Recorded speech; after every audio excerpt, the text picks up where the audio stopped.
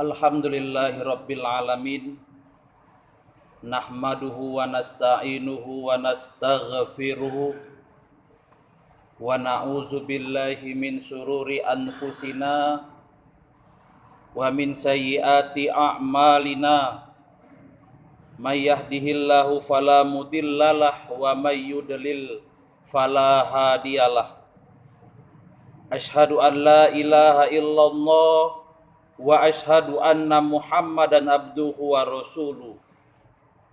Allahumma fasalli wa sallim wa barik ala nabiyyina Muhammadin wa ala alihi wa ashabihi wa man tabi'ahum bi ihsanin ila yaumiddin. Faya ayyuhal hadirun usikum wa iyaya bitaqwallah faqad fazal muttaqun. Faqala Allah Ta'ala a'udzu billahi minasyaitonir rajim. Bismillahirrahmanirrahim. Ya ayyuhallazina amanu taqullaha haqqa tuqatih wa la tamutunna illa wa antum muslimun. Ya ayyuhallazina amanu taqullaha wa qulu qawlan sadida yuslih lakum a'malakum wa yaghfir lakum dzunubakum wa may yuti'illaha wa rasulahu faqad faza fawzan azima. Amma fa inna asdaqal hadisu kitabullah wa khairul hadi Muhammadin sallallahu alaihi wasallam wa sarrul umuri muhdatsatuha wa kullu muhdatsatin bid'ah wa kullu bid'atin dhalalah wa kulla dolalatin finnar. Hadirin sidang jamaah Jumat yang dimuliakan oleh Allah Subhanahu wa taala. Senantiasa kita memanjatkan puji syukur kita kepada Allah Subhanahu wa taala, yang mana berkat limpahan nikmat, limpahan rahmat serta limpahan karunia yang masih diberikannya kepada kita, sehingga kita masih dapat melakukan aktivitas rutinitas kita sehari-hari. Selawat beriringkan salam senantiasa kita sampaikan kepada Nabiullah Muhammad sallallahu alaihi wasallam, suri tauladan serta contoh dan panutan bagi seluruh umat manusia, yang barangkali yang mendambakan kebahagiaan hidup, baik kehidupan di dunia maupun kehidupan di akhirat. Hadirin sidang jamaah Jumat yang dimuliakan oleh Allah Subhanahu wa taala. Khutbah singkat kita pada hari ini berangkat dari kegelisahan kita pada firman Allah Subhanahu wa taala surat An-Nisa ayat 9. Hadirin sekalian, Allah Subhanahu wa taala berfirman, A'udzu billahi minasyaitonir rajim. Bismillahirrahmanirrahim. Wal yakhshal ladzina law taraku min khalfihim dzurriatan di'afan khafu alaihim falyattaqullaha wal yaqulu qawlan sadida. Hadirin sekalian, Allah Subhanahu wa taala berfirman, dan hendaklah mereka takut meninggalkan keturunan mereka yang dikhawatirkan terhadap kesejahteraannya. Oleh sebab itu, hendaklah mereka bertakwa kepada Allah dan bertutur kata yang benar. Hadirin sidang jamaah Jumat yang dimuliakan oleh Allah Subhanahu wa taala. Sejak awal, jauh-jauh hari hadirin sekalian, Allah sudah mengingatkan kepada kita, kepada umat Islam khususnya, agar umat Islam itu khawatir, agar umat Islam itu takut meninggalkan penerus-penerus mereka, generasi mereka ke depan yang dikhawatirkan kesejahteraannya, yang ditakutkan kesejahteraannya, yang dikhawatirkan hidupnya bakal miskin terlunta-lunta. Ini peringatan tegas dari Allah Subhanahu wa taala bahwa orang Islam itu harus takut meninggalkan generasinya yang lemah secara ekonomi, hadirin sekalian. Hadirin sidang jamaah Jumat yang dimuliakan oleh Allah Subhanahu wa taala, Syekh Mustafa Al-Maraghi mengatakan bahwasanya kata khaufun alaihim sebagai suatu bentuk kekhawatiran yang mendalam katanya. Bentuk kekhawatiran yang sangat dalam hadirin sekalian. Bahwa umat Islam itu harus benar-benar khawatir. Umat Islam itu harus benar-benar takut. Jangan sampai mereka meninggalkan generasinya yang lemah. Generasinya yang kesulitan secara ekonomi. Kenapa hadirin sekalian? Karena ekonomi merupakan tolak ukur, menjadi standar utama hadirin sekalian. Sebuah bangsa dikatakan sejahtera, sebuah bangsa dikatakan makmur bila pendapatan per kapita keluarganya itu sangat tinggi. Hadirin sidang jamaah Jumat yang dimuliakan oleh Allah Subhanahu wa taala. Kiranya fakta yang kita lihat hari ini hadirin sekalian, teori yang mengatakan bahwasanya sejahtera atau tidaknya sebuah bangsa itu diukur dari pendapatan per kapita ekonomi keluarganya. Nah, hadirin sekalian, ketika perekonomian umat Islam rata-rata di bawah garis kemiskinan hadirin sekalian, ini sebuah kekhawatiran yang mendalam bagi kita. Makanya hadirin sekalian, ini merupakan cambuk keras dari Allah Subhanahu wa taala. Peringatan keras dari Allah Subhanahu wa taala bahwa jangan sampai kita meninggalkan generasi kita yang lemah secara ekonomi. Hadirin sidang jamaah Jumat yang dimuliakan Allah Subhanahu wa taala. Makanya hadirin sekalian, menegakkan ekonomi Islam secara kafah, menunaikan ekonomi Islam secara sempurna itu tidak bisa kita tawar-tawar lagi hadirin sekalian. Tidak bisa kita tawar-tawar lagi. Kenapa? Hal ini menyangkut kesejahteraan generasi umat Islam ke depan. Ketika ekonomi umat Islam hancur hadirin sekalian, maka umat Islamnya juga bakal dikatakan hancur. Hadirin sidang jamaah Jumat yang dimuliakan oleh Allah Subhanahu wa taala. Maka kata kuncinya adalah mari kita tegakkan ekonomi Islam secara kafah. Ekonomi syariah secara sempurna hadirin sekalian. Kenapa? Hanya dengan pelaksanaan ekonomi syariah inilah kehidupan kesejahteraan umat Islam itu bisa terjamin.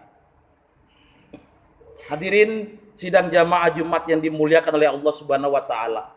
Ekonomi Islam itu hadirin sekalian ditegakkan berdasarkan ukhuwah Islamiyah. Ditegakkan berdasar kebersamaan, kepentingan bersama. Untuk apa? Untuk maju dan melangkah bersama. Ekonomi Islam hadirin sekalian itu menghilangkan batasan, menghilangkan sekat, menghilangkan sekte-sekte kehidupan di muka bumi. Kenapa? Dia dibangun berdasarkan ukhuwah Islamiyah. Artinya hadirin sekalian, dengan sudut pandang aspek ekonomi itu, ekonomi Islam itu, maka tidak ada lagi ada batas antara si kaya dengan si miskin, gak ada batas. Antara pelaku ekonomi dan penikmat ekonomi itu tidak ada batas. Antara pejabat tinggi dan pejabat rendahan itu tidak ada batas. Dengan pejabat, antara pejabat dengan masyarakat biasa itu tidak batas. Kenapa? Ini merupakan konsep ekonomi Islam yang mendasarkan pada ukhuwah Islamiyah. Hadirin sidang jamaah Jumat yang dimuliakan oleh Allah Subhanahu wa taala. Maka hadirin sekalian, ketika kita ingin menegakkan konsep ekonomi syariah secara kafah di provinsi kita yang tercinta ini hadirin sekalian, maka ada tiga aspek. Ada tiga aspek penting yang harus kita persiapkan dan harus kita rencanakan dengan sebaik-baiknya. Tiga aspek ini adalah sekalian harus menjadi perhatian penting kita untuk sama-sama kita laksanakan, untuk sama-sama kita tegakkan hadirin sekalian. Kenapa? Tanpa tiga aspek ini mustahil ekonomi Islam itu dapat berdiri tegak di bumi Serambi Mekah ini. Hadirin sidang jamaah Jumat yang dimuliakan oleh Allah Subhanahu wa taala. Adapun aspek yang pertama hadirin sekalian adalah aspek kultural. Aspek kultural ini hadirin sekalian berkaitan dengan budaya, berkaitan dengan norma, berkaitan dengan pandangan hidup, mindset hidup masyarakat muslim, kebiasaan masyarakat muslim, tradisi masyarakat muslim. Apa itu? Berbelanja dengan orang muslim. Ini penting hadirin sekalian. Jangan kita cerita membangkitkan ekonomi syariah, ekonomi orang Islam, kalau kita enggan berbelanja di tempat orang muslim. Banyak di antara kita hadirin sekalian yang enggan berbelanja di toko orang muslim. Kenapa? Lebih mahal 5.000 katanya. Oh, di toko sana lebih murah 3.000. Padahal kalau kita berpikir dari sekalian, ketika toko orang muslim itu lebih mahal 3.000, toh juga dia sedekahnya ke masjid. Toh juga dia menyekolahkan anaknya ke sekolah Islam. Artinya, uang yang dia dapatkan, rupiah yang dia peroleh itu akan dibelanjakan untuk menegakkan ekonomi Islam yang lainnya. Nah, inilah pandangan hidup, mindset hidup yang perlu kita tanamkan hadirin sekalian. Bahwa sesama umat Islam itu harus saling menguatkan. Bukan saling melemahkan. Apalagi saling menjatuhkan hadirin sekalian. Di samping itu juga kita harus mengingatkan saudara-saudara kita pelaku-pelaku ekonomi itu, pelaku-pelaku bisnis itu hadirin sekalian. Laksanakanlah usaha mereka dengan baik. Dengan berdasarkan ukhuwah Islamiyah. Pelaku ekonomi muslim itu jangan sombong. Pedagang Islam itu nggak boleh sombong. Nggak boleh iri hati, nggak boleh tinggi hati. Kenapa? Dia juga membutuhkan orang Islam. Nah, untuk membangun ekonomi itu, antara konsumen dengan pelaku ekonomi harus bekerja sama dengan baik. Maka perlu kita ingatkan hadirin sekalian, kita pelaku ekonomi, kita penikmat ekonomi itu juga harus bersinergi. Kita harus punya pandangan hidup yang sama, bahwa kita harus membangun ekonomi Islam itu secara kafah, secara sempurna. Dengan satunya pandangan hidup kita hadirin sekalian, maka insya Allah roda perekonomian secara syariah itu dapat kita tegakkan di bumi serambi Mekah ini. Ini yang pertama hadirin sekalian. Aspek kultural, pandangan hidup kita antara pelaku ekonomi dengan konsumen itu harus bersinergi. Punya pandangan yang sama hadirin sekalian. Hadirin sidang jamaah Jumat yang dimuliakan oleh Allah Subhanahu wa taala. Adapun aspek kedua hadirin sekalian, yaitu aspek struktural. Aspek ini hadirin sekalian berkaitan dengan kebijakan pemerintah yang berimplikasi pada kehidupan umat Islam. Dalam aspek ini umat Islam itu harus mendorong pemerintah, kita umat Islam itu harus mendorong pemerintah kita untuk menegakkan kanun lembaga keuangan syariah itu secara kafah. Menegakkan prinsip ekonomi Islam itu secara kafah. Di negeri kita yang tercinta ini hadirin sekalian. Kenapa? Tanpa adanya kanun yang kuat untuk melaksanakan ekonomi syariah, mustahil hadirin sekalian. Kita tidak akan bisa melaksanakan ekonomi syariah dengan kafah. Kenapa? Kita butuh produk undang-undang. Kita butuh kanun untuk melindungi usaha kita. Untuk memastikan pelaksanaan ekonomi syariah ini.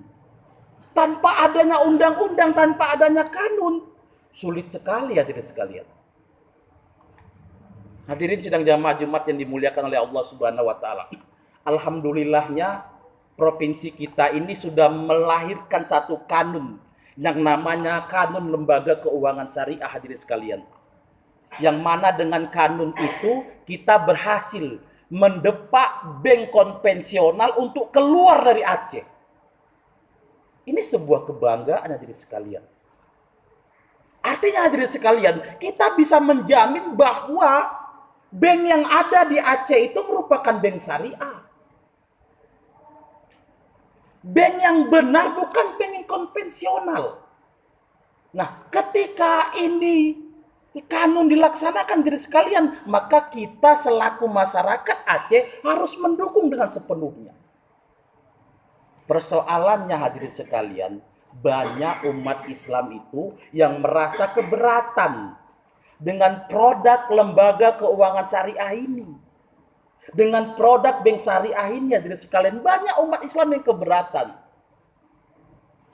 Misal hadirin sekalian, bank syariah itu mengambil tingkat margin yang cukup tinggi dibanding dengan bank konvensional. Masyarakat kita keberatan. Yang perlu kita pahami hadirin sekalian, bahwasanya ketika ada produk perbankan syariah itu yang merasa keberatan, itu yang salah bukan syariahnya. Bukan syariahnya yang salah, lembaga perbankannya itu yang salah hadirin sekalian. Jadi jangan juga kita lata mengatakan, oh bank syariah dengan bank konvensional itu sama. Itu tidak seperti itu hadirin sekalian. Nggak bisa kita akan sama dong. Kenapa? Bank syariah dengan bank konvensional itu beda. Bisa dikatakan itu antara surga dan neraka hadirin sekalian. Toh kenyataannya dikatakan banyak memberatkan. Itu bukan syariahnya yang salah. Perbankannya yang perlu direvisi hadirin sekalian. Nah, selanjutnya hadirin sekalian, kita masyarakat Aceh itu perlu mendorong pemerintah kita untuk membuat sebuah regulasi untuk pelaksanaan ekonomi syariah secara kafah. Artinya hadirin sekalian, kita juga butuh produk kanun yang menekan perbankan syariah itu agar melaksanakan konsep ekonomi syariah secara sebenarnya. Agar apa? Agar perbankan syariah itu tidak hanya berorientasi pada pengumpulan laba. Tidak hanya pada berorientasi mencari keuntungan semata. Tidak. Tapi perbankan syariah itu harus kita dorong hadirin sekalian. Untuk membangun kesejahteraan. Untuk membangun sinergi. Membangun roda perekonomian yang secara baik. Secara islami. Nah, di sini hadirin sekalian, kita butuh kanun yang baik. Yang mengatur itu semua agar ekonomi syariah itu dapat berjalan dengan baik di provinsi kita yang tercinta ini. Hadirin sidang jamaah Jumat yang dimuliakan oleh Allah Subhanahu wa taala.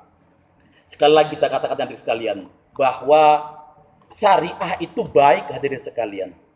Bahkan syariah itu pasti jauh lebih baik ketimbang konvensional. Ini yang harus kita pahami bersama hadirin sekalian. Kalaupun dikatakan tadi banyak masyarakat yang keberatan, itu bukan syariahnya yang salah. Jangan salahkan syariahnya. Jangan juga katakan syariah sama dengan konvensional. Tidak hadirin sekalian. Beda itu. Nah, di mana salahnya? Itu manajemen perbankannya hadirin sekalian yang tidak mengutamakan kepentingan ekonomi itu sendiri. Yang tidak mengutamakan membangun jaringan ekonomi yang baik hadirin sekalian. Manajemennya itu yang perlu diperbaiki. Nah, dengan kanun hadirin sekalian, kita bisa mengatur semua itu. Lawang bank konvensional kita bisa keluarkan dari Aceh. Kenapa tidak kita bisa mengatur margin di sebuah bank syariah itu? Hadirin sidang jamaah Jumat yang dimuliakan oleh Allah Subhanahu wa taala. Itu aspek kedua hadirin sekalian yang perlu kita bangun. Yaitu mendukung pemerintah untuk melahirkan kanun-kanun keuangan syariah yang lebih memasyarakat. Yang lebih berukhuwah Islamiyah. Agar apa nih sekalian? Agar kita bisa membangun perekonomian umat Islam itu yang kokoh, yang kuat, yang sejahtera. Agar kita bisa menjawab surat An-Nisa ayat 9 itu. Hadirin sekalian, adapun aspek yang ketiga ketika kita ingin membangun ekonomi syariah yang baik hadirin sekalian, kita harus perhatikan aspek teknis. Jadi tadi pertama hadirin sekalian adalah aspek kultural. Yang kedua aspek struktural, maka yang ketiga yang harus kita bangun, yang harus kita perhatikan adalah aspek teknis. Hadirin sekalian, aspek teknis itu berkaitan dengan konsistensi, berkaitan dengan keseriusan, berkaitan dengan kompetensi dan kecakapan umat Islam untuk berwirausaha. Ini persoalan penting hadirin sekalian. Jangan nanti kita sudah atur itu kanun yang baik itu hadirin sekalian, Tapi umat Islam tidak memiliki kecakapan untuk melaksanakan ekonomi syariah. Umat Islam itu nggak mau repot sikit untuk mendapatkan pembiayaan. Akhirnya apa? Dia lari ke bank 47 hadirin sekalian. Ini aspek teknis yang perlu kita perhatikan. Umat Islam itu harus memiliki kecakapan ekonomi syariah, memiliki pemahaman ekonomi syariah, walaupun masih tingkat dasar. Untuk apa? Agar kita bisa melaksanakan kanun itu, agar kita bisa mengambil aspek-aspek penting dari ekonomi syariah itu, hadirin sekalian. Lah, kalaulah orang non-muslim sudah menguasai hulunya ekonomi, hadirin sekalian, jangan juga hilirnya dikuasai mereka. Kalau hulunya mereka kuasai, hilir minimal harus kita pegang, hadirin sekalian. Artinya apa? Jangan lagi umat Islam belanja di luar toko orang Islam. Kenapa? Itu hilirnya. Itu akhir dari ekonomi kita, hadirin sekalian. Kalau itu juga tidak kita laksanakan, habislah, hadirin sekalian.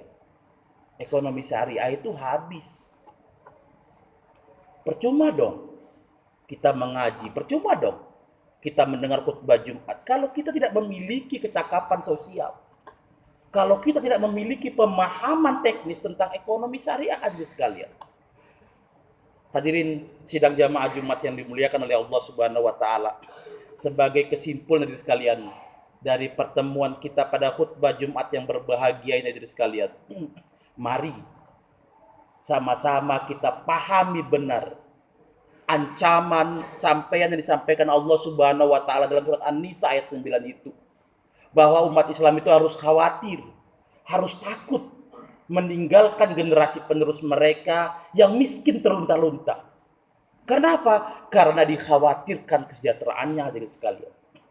Maka hadirin sekalian, mulai hari ini kita harus bersama-sama membangun fondasi ekonomi syariah itu secara kafah, secara baik, hadirin sekalian. Kita harus dukung pemerintah kita.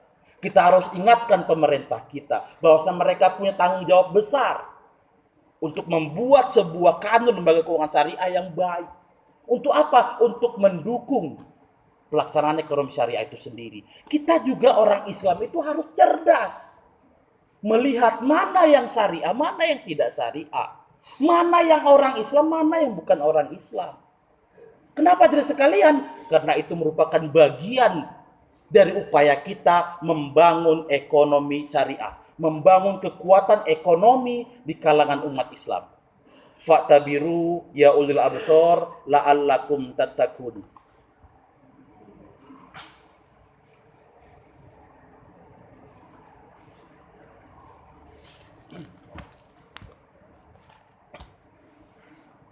Alhamdulillahirabbil alamin wal aqibatu lil muttaqin wala udwana illa 'alaz zalimin.